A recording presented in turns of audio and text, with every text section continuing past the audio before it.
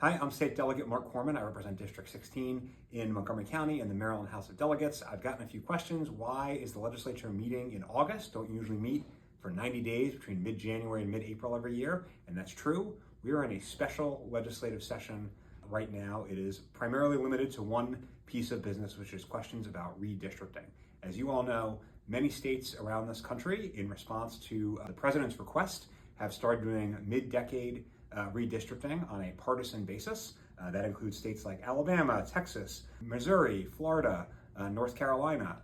And so we had a lot of debate over this during our regular legislative session. The House actually passed a new map that the Senate did not take up.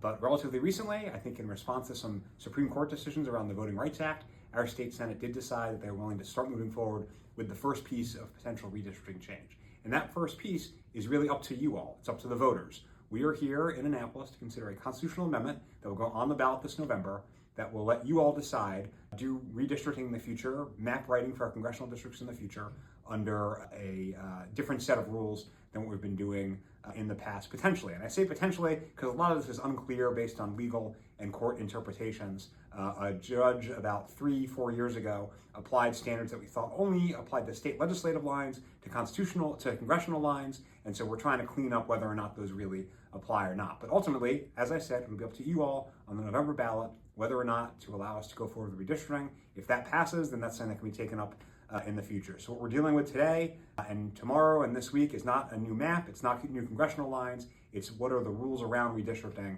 and should that issue go before the voters this November. We're also dealing with another really small technical fix bill.